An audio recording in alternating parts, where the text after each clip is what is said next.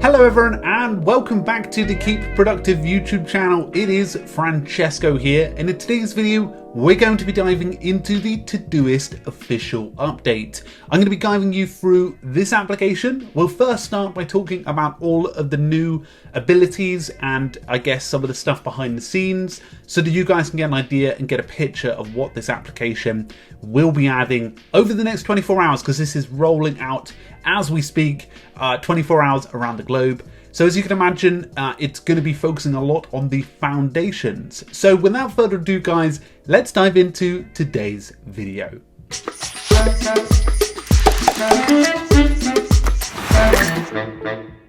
So guys, I'm very excited to be sort of diving into this today because this is an update that really changes the way that Todoist is formed, in my opinion. Now, as you can imagine, Todoist has been around for a while. I've been a user myself for 6-7 years, and I can't remember an update that was really like this in terms of the change. I remember the Todoist 10 update, which changed pretty much the foundations of Todoist, but this re-changes them in terms of upgrading them, making them more stability focused. So let's start with the first update that they talk about, which is the new sections. You can add new sections anywhere inside of your projects. And as you can see here, they're really easy to add, and they're almost like the bolded sections you had before, but they don't appear as tasks, they're section headers. So they work in the same way that you have with, say, things 3. So for example, if I wanted to add a chocolate section to my shopping list, I can do. And whenever I add a new task, so for example, let's say I go to my inbox and I want to add a new task, say like, dairy milk, I always put dairy milk bar. Say I add a P3 to it. And what I traditionally do on my MacBook version of Todoist is, select it, move it to a project. And as you can see, what appears is a new breakdown of all of the sections. So I can choose chocolate, can go over to the chocolate area, and it has been added to the chocolate tab. And obviously I could minimize this quite easily. You can see here that pops down and pops up whenever you need to. So I quite like that because that can be utilized. So for example, here I could, move it to the project. In this case, I could go to the project, which is daily, and I could add it to the things to do area there. So that's quite a neat way to begin utilizing your projects, is the section headers. Now, one thing I actually noticed whilst doing this feature is you can add section headers to your inbox, which I was a little bit confused by, but I hope this isn't a bug. I guess this is something, a bonus. So for example, you could have, articles. You could begin separating your inbox a little bit out in case you wanted to filter down certain tasks that you add in. So that's one of the things that I did notice. Okay, so the second major update is the task view. Now, inside of each task you have inside of Todoist, whatever view it is, you have something called an info box. So for example, if I click in this info box, you'll see this panel appear. I absolutely love this panel. I think it's a brilliant new addition. So inside of this panel, you can see subtasks, you can see comments, you can see your activity. They're all sort of these like tabs to some extent. And of course you can go in, you can add subtasks to it. Now we'll touch on subtasks in the next moment after we talk about the task view. But the things you can add to task view is obviously change the date. So you can move and reschedule that. You can add a label really easily. So for example, if I wanted to add a focus on that one too, I could have 2 labels popping out of here. I could change the project, add the priority, set a reminder, and even go into archiving, adding comments via email, and also copying link to task, as well as showing the completed subtasks. Now that will come important in the moment. Now I previously used this area to pretty much add most of the subtasks that I had to do, but I'm in love with the way that subtasks work. I will also say there are a few things that bother me about this.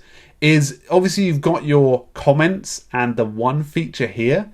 And you've got another comment tab here, which I guess slightly annoys me, but doesn't really necessarily annoy me too much to not use it. I absolutely love the fact that this pops up and I've got more detail in my tasks. I love this card view. And this is where it should play into future Todoist features, which we'll talk about nearer the end. in terms of setting out down the groundwork in which we mention a little bit more detail. So you're probably wondering how the subtasks work. Subtasks are obviously something that's been around for a while. People, and I would say myself, hasn't necessarily been that warming to subtasks. If I pop open, I can see all the subtasks that I got there. But in the new task view, you have your subtasks in this lovely view here. Now, if I do this with this one here, you can see subtasks appear. You can add labels to them, add dates, all the stuff you would to a relevant task.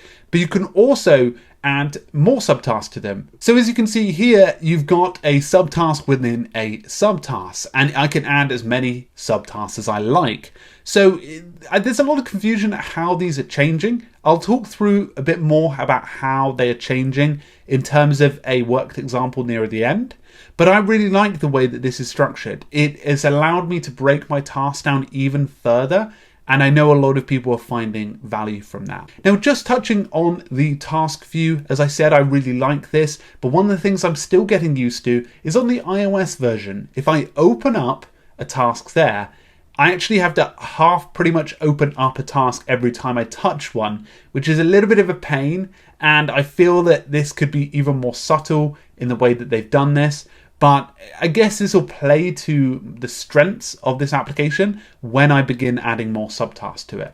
Now, this is definitely changing the way that I used to do this, because it's sort of ripping the task into smaller chunks and making it more manageable for me to do. So I'm really liking this new update. So one of the things on mobile that's changing is a quick add ability. I've mentioned this in the beta version, but you can now quick add, and it obviously add all the detail, things like tomorrow, priority, the actual project that you're putting it into, and you can do this really fast. Clipping is so much faster. I honestly can't tell you about the reliability and speed of this application. As well as on the mobile version, if you're quick adding, you can use a new dynamic button, which is just using the plus button and dragging a task. You can either create a task or a subtask using that button just by dragging it across. This is coming soon to Android, but really looks good and is something that I will be using on the go now that I know it's there. So one of the things that I don't particularly use in this version is the labels. So I only have 3 labels. I need to utilize them more, but there is now a way for you to have your own personal labels and shared labels, allowing other team members to be able to interact with tasks that are across maybe some of the shared tasks that you have. So they have now broken that down into shared and personal for you. Now, one of the things that I want to finally note as well is the iconography. I originally was not so happy with the iconography. I don't know why. I felt like, for example, let's take inbox today and next 7 days.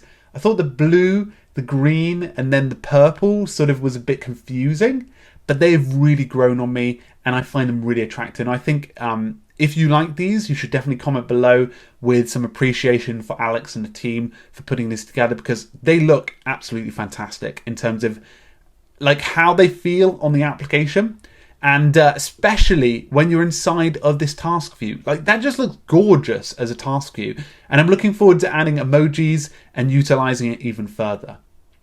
Now, one of the final things I'll note on task view as well, I'm obsessed with task view, is the fact that I'm going to be using this more and more. So the actual abilities in terms of like templates and subtasks and using them more and more often is going to play to this new structure. So let's go through a couple of your questions and opinions that we picked out from the Todoist Made Simple group that maybe, get a few people umming and ahhing at how subtasks will work. So Arturo asks, I'm still trying to understand how subtasks will behave when the parent task is recurring. Will completed subtask reset after the parent task is completed, or do I have to repopulate subtasks every time? As of now, completing a subtask makes it go away. And that is completely right. If you complete a subtask in a recurring task, it will go away. I sort of found a hack to this. For example, if I wanted to create a morning routine and I set this at P3, added it to my daily project, and I said every day at 7 a.m. and added the home label to it. If I went ahead and create that task and I went and found it in the next day, I open up this, I can obviously add a few subtasks. So let's add a few subtasks here. So I could say podcast, meditate, books, etc. And let's say I go ahead and tick one off. There we go. It doesn't necessarily follow you, the subtasks, but what you can do is press show completed tasks, subtasks, and then fetch the previous ones you had. So you could technically keep that on so that you could bring the previous ones back. So this actually works as like a task that is lineal. So for example, if you complete stuff in it, it will go into the completed area. So that's one way that you could do it. I'm sure there's another way, and I'm sure we can probably utilize that in templates. This is something I'd like to have, and I'd definitely like to add as an addition. So Diana put, hi, I'm wondering if switching to Todoist Foundations affects your current setup and data. I have an invite debating whether not to join. Well, it's out now, which is good, but it doesn't necessarily affect anything in your setup. What I've particularly noticed is I'm much more reliant on Subtask now that they have this task view, and I'm really enjoying it. Kahan can put how the pop-up for subtasks, comments and past activities displays makes it much easier, seems smoother to me. Also the colours in the interface are more attractive. I can't agree with that more as well. This is something that a lot of people are finding a lot more easier to use. So obviously you're probably wondering how this affects the bigger updates in terms of the boards that they've mentioned. They've also mentioned a new proposed view which is undisclosed, and also new powerful sharing. This is meant to be a Groundworks update. Now, Amy has posted on Twitter, obviously in comments to people, definitely not this month. It will be coming out, the board view, and the Kanban style view. So we're probably expecting to see that maybe November or December, but I don't necessarily think that's one of their pure focuses. I think they want to see the reactions to Foundations because Foundations is so important, but they've really gauged how Foundations has worked through a lot of the comments. Now, people like Jonas has sent in feedback, and really a lot of people are curious about the subtasks work, but in my opinion, I think if you didn't use subtasks before, it definitely is a lot more attractive to use them. But if you use subtasks before, you created some rules for yourself that worked at the time, but now obviously things have changed, so I guess you have to relearn how subtasks work. Maybe we'll do a little bit of a workshop on that. Maybe Carl will do a workshop on them because he's just so good at the way that subtasks work. But it's really a lot of people finding it a little bit of a sort of learning curve for them at the moment, especially in beta. Okay guys, to wrap up, what I want to say is this update is absolute gold. As a Todoist user for 6-7 years, I have found it to be one of the best, most reliable updates that they've pushed out. Like, I am happier using Todoist on desktop than ever. Like, I really love this application. I think there's two things that have really improved, I'd say, in the last week of my workflow. I got time to spend with it because I was recovering from an operation. So the things that I say is the task view just makes being able to interact with tasks so much easier, being able to add information and focus, and the subtasks just help break down tasks a lot easier than they did before.